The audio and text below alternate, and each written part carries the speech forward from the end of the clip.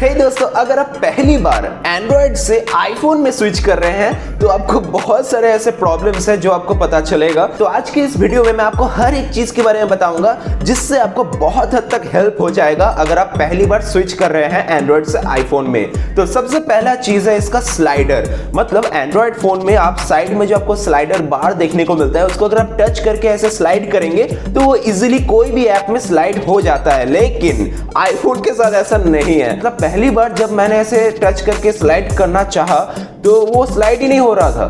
तो मैंने ऐसे सोचा कि भाई ये काम कैसे करता है, मतलब ये इसको हम टच कर रहे हैं लेकिन काम नहीं कर रहा है। लेकिन इसका एक ट्रिक है कि आपको यहाँ पर टच एंड होल्ड करना पड़ेगा, उसके बाद आपको एक वाइब्रेशन यानी कि एक हैप्टिक फीडबैक देखने को मिलेगा। उसके बाद अगर इसको स्लाइड करते हैं तो ये इजीली स्लाइड हो जाएगा किसी भी ऐप के अंदर। तो ये एक छोटा सा चीज है जिसके बारे में आपको बताया। और अभी हम बात करेंगे इसके कैलकुलेटर ऐप के बारे में। तो इसका कैलकुलेटर ऐप बहुत ही बकवास है। मतलब एंड्रॉयड फोन्स में ना आप अगर किसी भी नंबर को ऐड या मल्टीप्लाई या फिर सब्ट्रैक्ट कर रहे हैं तो वो इजीली यहाँ पर शो होता है कि आप पहले इसमें क्या क्या किए थे, मतलब ऐड किए थे, प्लस किए थे, डिवाइड किए थे, जो भी है वो आपको ये इजीली दिखता है। लेकिन आईफोन के साथ ऐसा नहीं है। आईफोन में क्या है, जब भी आप कोई नंबर डायल करेंगे उसके बाद अगर आप एडिशन या सब्ट्रैक्ट करते हैं तो वो हाइड हो जाता है। तो आपको पहला डिजिट याद ही अगर ना हो तो आपको पता कैसे चलेगा पहला आप प्लस किए थे कि माइनस किए थे, कुछ भी आपको इंफॉर्मेशन यहाँ डिस्प्ले में शो नहीं होता है। और दूसरा चीज जो मैंने यहाँ पर नोटिस किया है कि आप जब भी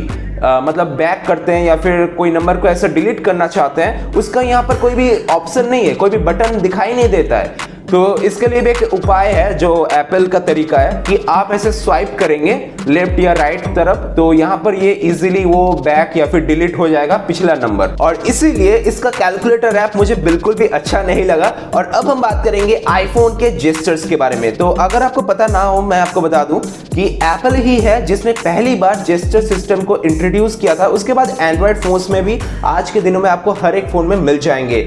लेकिन यहाँ पर क्या है, एंड्रॉयड एप्पल से एक कदम आगे निकल चुका है। ऐसा इसलिए क्योंकि एप्पल के जो बैक जेस्चर है, मतलब आप कोई भी ऐप के अंदर हो और अगर आप बैक करना चाहते हो तो आप सिर्फ लेफ्ट साइड से बैक कर सकते हैं। मतलब एंड्रॉयड में क्या है कि आप लेफ्ट या राइट दोनों तरफ से अगर आप स्वाइप करेंगे तो इजीली जेस्चर में बैक हो जाता है किसी भी ऐप में। लेकिन एप्पल के साथ ऐसा नहीं है। आपको यहाँ पर बैक करने के लिए सिर्फ लेफ्ट साइड को स्वाइप करना पड़ेगा। और कभी कभी तो लेफ्ट साइड से भी बैक नहीं होता है। मतलब आपको ऊपर में एक ऑप्शन देखने को मिलेगा एरो का या फिर क्लोज का, तभी आप उसको क्लिक करके बैक कर पाएंगे दूसरे ऐप में। और इसका जो अगला चीज है कि एप्पल के फोन के अंदर आप कोई भी ऐप को टच एंड होल्ड करके होम स्क्रीन के अंदर रख नहीं सकते हैं। ये ऑटोमेटिकली जाके अपना जगह में बैठ जाता है। और विजेट के साथ भी ऐसा ही है, आप अपने हिसाब से इसको कहीं पर भी सिलेक्ट करके रख नहीं सकते हैं एप्पल के अंदर। एंड्रॉयड के साथ ऐसा नहीं है। एंड्रॉयड में बहुत ही अच्छा चीज है कि आप कोई भी ऐप को कहीं पर भी टच एंड होल्ड करके होम स्क्रीन में रख सकते हैं अपने हिसाब से।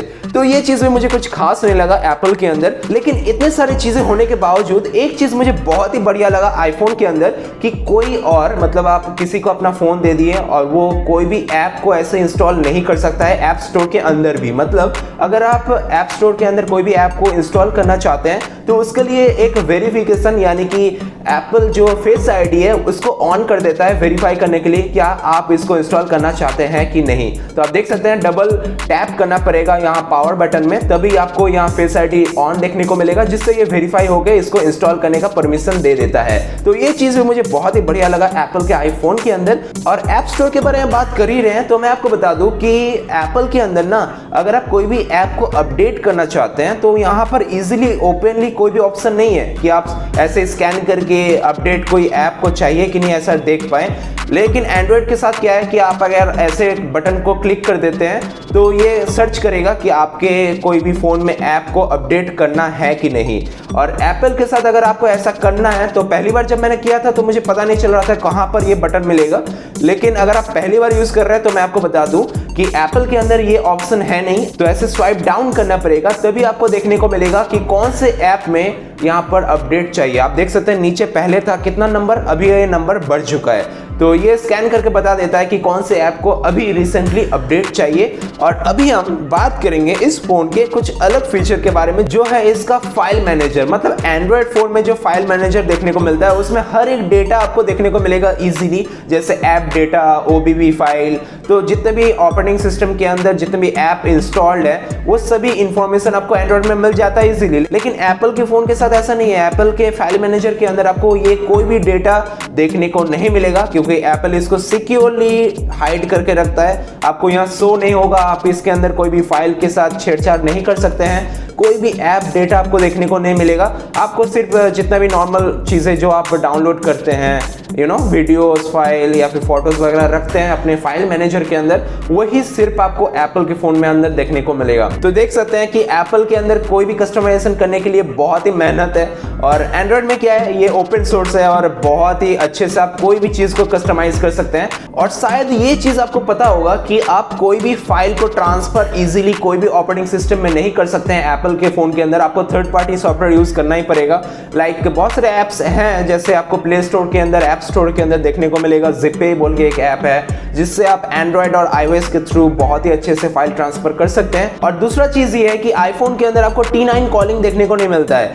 मतलब आप कोई भी नंबर को ऐसे डायल करेंगे डायल पैड के अंदर, तो आपको उसका नाम अगर वो मतलब जो कॉन्टैक्ट में अगर सेव है वो नंबर, तो उसका नाम आपको शो नहीं होगा। जैसे एंड्रॉयड में क्या है कि आप 2-3 डिजिट अगर डायल कर देते हैं तो उसका मतलब जो पर्सन है उसका नाम या फिर जितना भी डिटेल्स है कॉन्टैक्ट में आप सेव किए हैं वो सब शो हो जाता है इजीली एंड्रॉयड के अंदर। लेकिन आईफोन में ऐसा बिल्कुल नहीं है। आपको कोई भी चीज़ का इंफॉर्मेशन यहाँ देखने को नहीं मिलेगा जब तक आप पूरे के पूरे डिजिट को डायल नहीं करते हैं इसके कॉल पैड में या फिर कॉलिंग पैड में। और ट्रू कॉलर वगैरह जो थर्ड पार्टी सॉफ्टवेयर्स है जिसमें आपको स्पैम जितने भी कंपनीज के नंबर में से कॉल आता है, उन सभी डिटेल्स के बारे में भी आपको यहाँ पता नहीं चलेगा, क्योंकि वो सब ऐप यहाँ पर अच्छे से काम नहीं करते हैं। और साथ ही साथ यहाँ पर आप कॉल रिकॉर्ड भी नहीं कर पाएंगे। जी हाँ, मतलब एंड्रॉयड फोन में आप कभी भी कहीं पर भी कॉल रिकॉर्ड कर सकते हैं, कॉल होने के दौरान भी आप कर सकते हैं। लेकिन आईफोन में ऐसा ऑप्शन ही नहीं है कि आप कॉल रिकॉर्ड कर पाए। वैसे एप्पल ये कॉल रिकॉर्डिंग सिस्टम लाएगा भी नहीं, क्योंकि यूएस में बहुत सारे ऐसे कानूनी बहुत सारे प्रॉब्लम्स हैं जो एप्पल को फेस करना पड़ा है इन पास्ट। तो ये सब डिफरेंस थे जो आपको एंड्रॉयड और iOS में देखने को मिलता है। तो अगर आपको ये वीडियो अच्छा लगा हो तो आप मेरे चैनल को सब्सक्राइब करके हमें सपोर्ट कर सकते हैं। तो आज का वीडियो बस इतना ही था। Thanks for watching. Anxiety, filling up every space, no privacy. And silently, it could build and build until you finally see